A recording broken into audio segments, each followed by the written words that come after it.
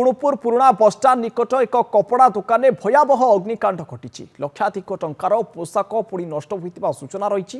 गुणुपुर और गुमुड़ा अग्निशम बाहिनी पक्षर दीर्घ 4 घंटारू अधिक समय परिश्रम पर निआ को आयत्त करा सर्ट सर्किट्रु अग्निकांड घटी अनुमान करुच्ची अग्निशम बाहिनी। विलंबित राति निआ लगी बेले 3 महला कोठा उपरे फसीथिबा 4 जन को उद्धार करिछि अग्निशम बाहिनी।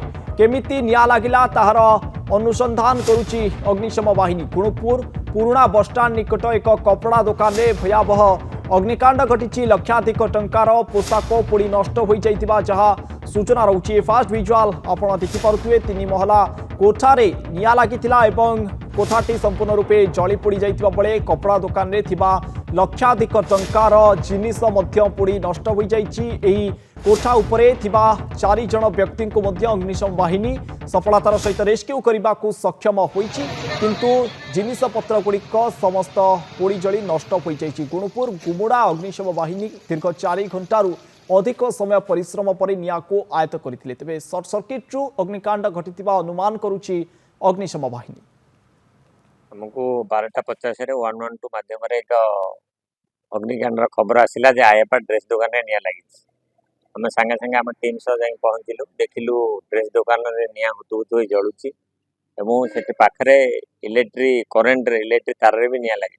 तेणु आम सांगे सांगे इलेक्ट्रिक डिपार्टमेंट सहित कंटाक्ट करी प्रथमे इलेक्ट्रिक काटी निआ लेवा कार्य आरंभ करूँ। शुणा पाइलु से छात उपर 4 जन लोक फसिक रही गोटे फैमिली तापर एपटे निआ लेवा कार्य आरंभ कलु। आम कर्मचारी माने से फसी जाइथिबा 4 जन लोक उद्धार करी तल को आनी सुरक्षित भाव एवं निआर पक बहुत थिला, जहा फल आम आसिस्ट करने गुमुड़ा फायर स्टेशन को डाकी। गुमुड़ा फायर स्टेशन और गुणुपुर फायर स्टेशन टीम अक्लांत परिश्रम कर संपूर्ण भाव निआ को आयत्त करथिले। अधिक आलोचना करने अग्निकांड संपर्क में फोनलाइन जोड़ी होती गुणुपुर रिपोर्टर जनार्दन महापात्र। जनार्दन, क्यों परिस्थिति अग्निकांड घटिला और बड़ कथा 4 जन को किभली भाव सफलतार सहित रेस्क्यू करथिला अग्निशम बाहिनी? जनार्दन देखो अलौकिक जहाँ की सूचना रही गतकाली विलंबित राति भयावह अग्निकांड घटी पुराना आम गुणुपुर पुराना बस स्टैंड स्थित रही आयका ड्रेस दुकान रे।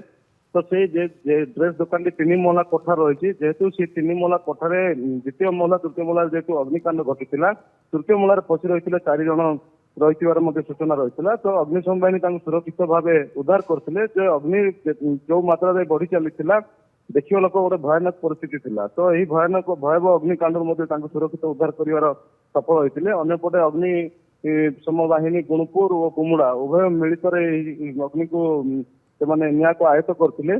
तदंत आरंभ कर कौ कारण को लेकिन बर्तमान निआ से लगी। तो अन्यपटे सन्देह कर अग्निकांड की सर्ट सर्किट होता है अनुमान कर। ओके, तेबे जो आयापा ड्रेस दुकान मालिक जी रही कौन प्रकार प्रतिक्रिया मिल पारी कि वर्तमान सुधा केते टंकार जिनिस पोड़ी जली नष्ट हो जाए संपर्क में से देखिले कि?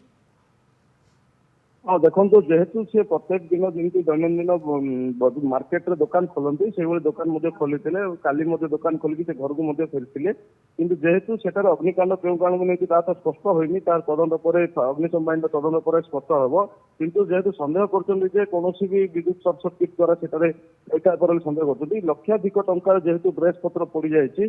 तो बर्तमान गोटे कथा उठुची केवल दुकान में इन्सुरेंस किसी थिला कि सेगुड़िक पुलिस और अग्निशम बाहिनी तदंत करिए सूचना रही। निश्चित भाव विभिन्न दिग को नहीं तदंत करा किंतु जहाँ चित्र आम देखुचु संपूर्ण रूपे दुकान टी जली जाइए लक्षाधिक टंकार जिनस जली पोड़ी पाउंस हो जाइए 4 जन को उद्धार कर सक्षम होइछि अग्निशम बाहिनी। बहुत बहुत धन्यवाद जनार्दन महापात्र आम सहित फोन लाइन जोड़ी होते अधिक आलोचना करुले ए अग्निकांड को नहीं।